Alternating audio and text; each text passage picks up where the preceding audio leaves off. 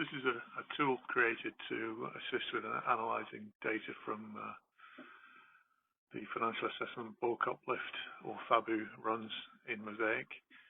And the reason for its existence is because of it's to cut out the manual work involved in checking some of the manual work involved in checking the financial assessments after you've done, or comparing financial assessments after you've done a run. What it does is it takes a report of all the data for the previous year forms or the last completed form for every client that has one, and whatever data you've got from a FABU run, or even a live run, so we can use this to check any anomalies. And actually, I've just put the wrong one in there. That should be that one.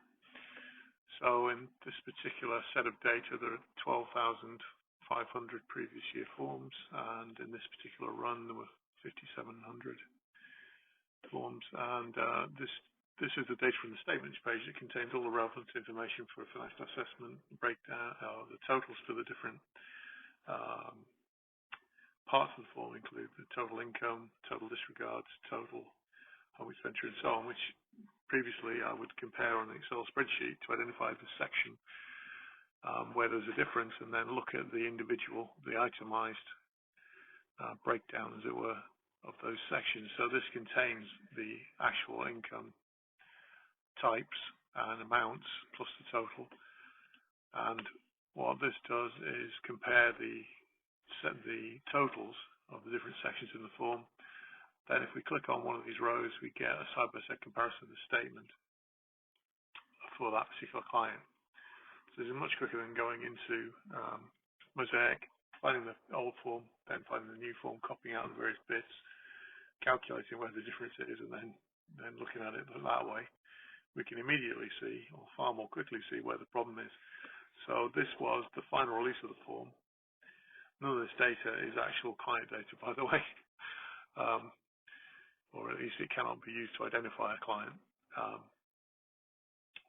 None of these numbers are numbers that belong to anybody, and neither are the IDs.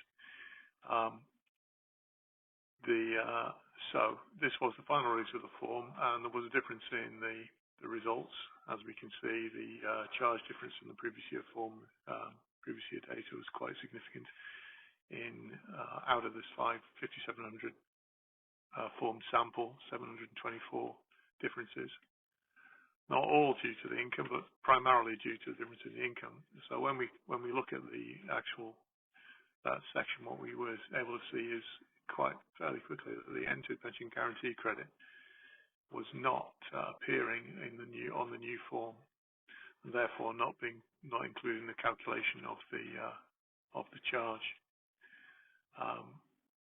And interestingly, the difference was entirely due to that particular income. So we can see the charge difference is the same.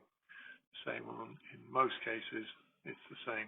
Where it isn't the same, it's because because, for instance, if we look at this one, it's because the new year charge is below zero.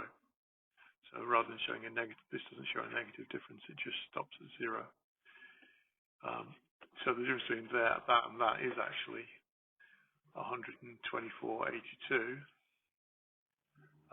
But we only see the difference between the new year charge, which is now zero, versus what the previous amount was. There are a couple of other differences here. Well, there's one difference, and it's in the allowances. This data is for non-residential clients, and the only allowance they have most of the time is the minimum income guarantee. And these people almost certainly are a year older, like all the other people in here, but they're at the boundary where the minimum income guarantee changes. So this person more than likely, well, this is what you get when you reach retirement age, and this is the amount for the 25 to 65-year-olds or 25 to 64-year-olds. The various other amounts, various other differences we might see there between the 18 to 24-year-olds and the 25 and above. So here's a slightly different one. but it is simply the minimum income guarantee, difference in the minimum income guarantee. So you might think you could do this on an Excel spreadsheet side by side, but you can't really, because we are dealing with, it's quite difficult to line up the results from FABU run, where you might have anything from 100, 300 to, in this case, 5,700 against the 12,457 previous year forms. So this goes through a process of comparing the person IDs wherever they happen to be in this table. So this enables us more quickly to identify where the problem is and to fix it, or to go back to and highlight there's a problem with the form. So we had a new form here within we think we maybe got it the next day. This was very close to the deadline we had for completing FABU. If I clear, so we got that form, we did another quick test to check that the problem was fixed. If I clear that data and pull in the data from after the fix, so we did another run we got 2,200 forms this time, and if we look at the differences, we now see that there are no differences in the total income, and the only differences we can see are differences we expect, because these are due to clients receiving a higher minimum income guarantee because of the fact that they are at the age boundary for the minimum income guarantees. So this is quite useful for identifying where things aren't properly mapped. There were a couple of types of income that were consistently not mapped every time the form was released. Obviously, once we realised that, we would map it straight away rather than do a FABU run first. Ideally, we want to have a nice, clean result where we don't see any difference whatsoever, other than the differences that we expect due to either a change in the policy or this type of change due to the